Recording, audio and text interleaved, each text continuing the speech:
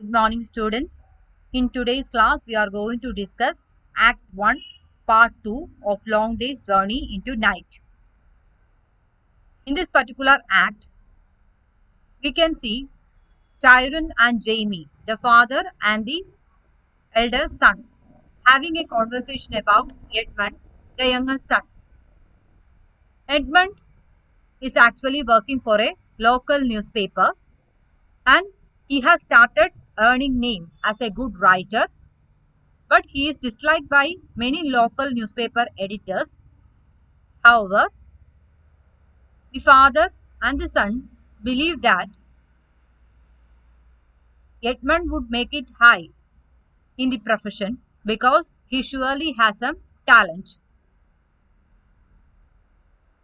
Tyrone and Jamie also agree that they are very glad to have Mary back. Mary was actually away in a sanatorium. She was undergoing a rehabilitation program. She was addicted to morphine. She is now back, and both the father and the son are quite happy to have Mary back. And they resolve to help Mary in whatever way possible. And they decide to keep the truth of Edmund's sickness from Mary for the time being.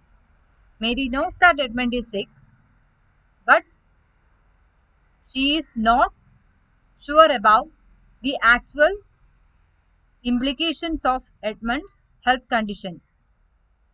Edmund might be suffering from tuberculosis.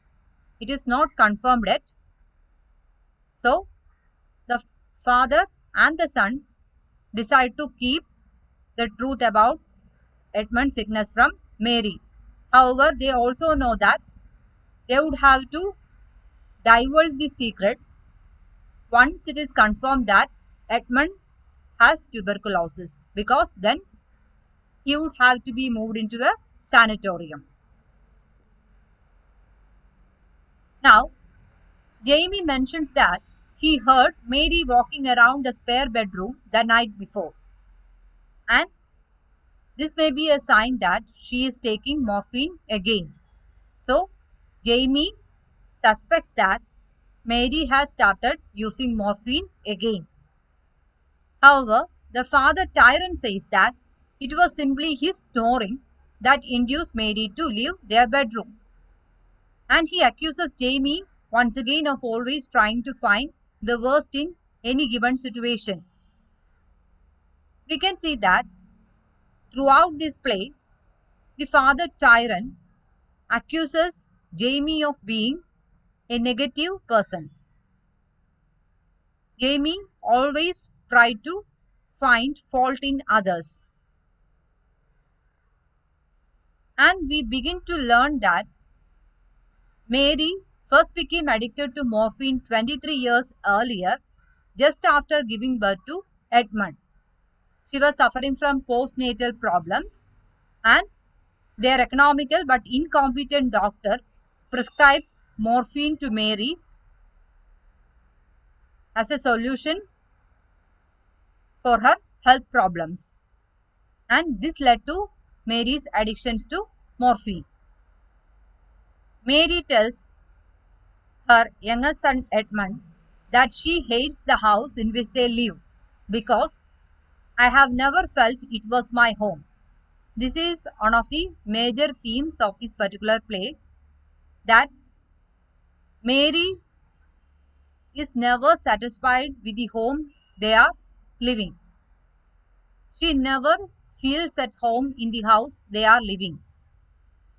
Mary had a particular concept about her home, but she had to marry an actor like Tyrone, and he was always on the move and they had to live in different places. Though they are settled now, she does not find the home suitable to her taste. So she says that she never feels at home in the particular house they are living.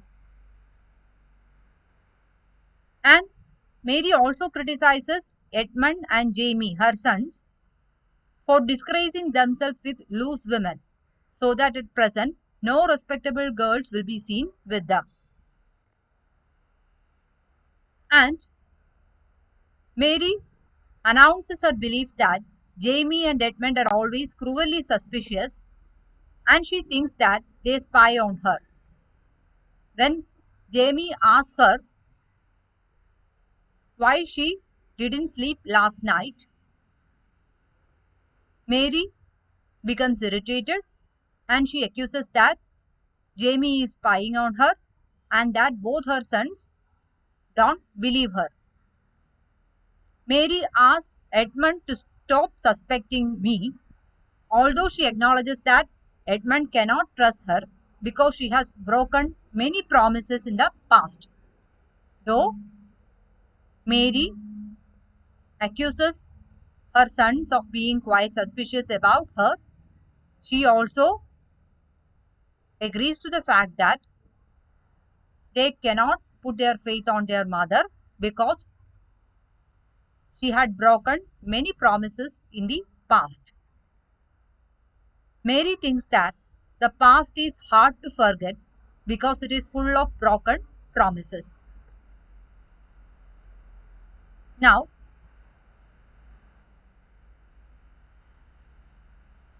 the latter part of Act 1 introduces us to a central conflict between Tyrone and his eldest son Jamie. Tyrone believes that Jamie does not appreciate the value of money or the importance of hard work. Jamie, on the other hand, thinks that his father is a penny pincher, he's a miser, and he never shows his father any gratitude. We can see that Jamie is an example of the prodigal son who could have been like his father but instead chose to rebel. Actually, Jamie and his father share many common characteristics. They have almost similar attitudes to life. However, Jamie became a prodigal son. He could have been like his father, but he became a rebel. And there is a connection between Edmund and Mary, the younger son, and Mary as well. They share some common romantic vision. They dream of life in high society and comfortable living. Edmund concerns himself with romantic authors and drunkenness, while Mary entertains sublime fantasies about the role of the home and the success of her children. So, they are both romantics. In the play, Jamie makes a comment that he can't forget the past, and this introduces us to another central concern of the play, the role of the past in the events of the present. Each character in this play is at least partially controlled by his or her memories of the family's history. None of the men, for instance, are willing to believe Mary because she has broken so many promises in the past. Both sons and Mary hold deep-seated grudges towards Tyrone, the father, for refusing to pay for a quality doctor for Mary. And Mary can never let go of the dreams she had as a young girl of being a professional pianist or a nun, both of which were destroyed when she got married. Hence, all these characters are haunted by all sorts of events from the past, none of which they can forget.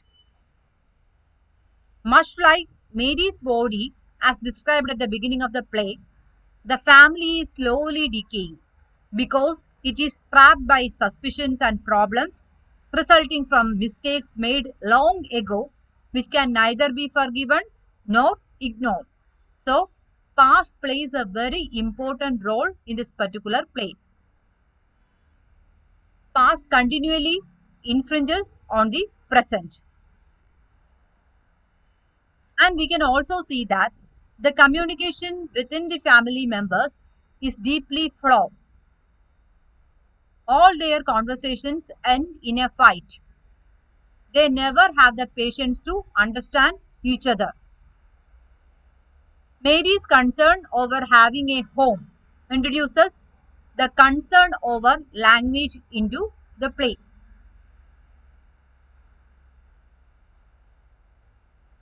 Eugene O'Neill has used language in a particular way in this play.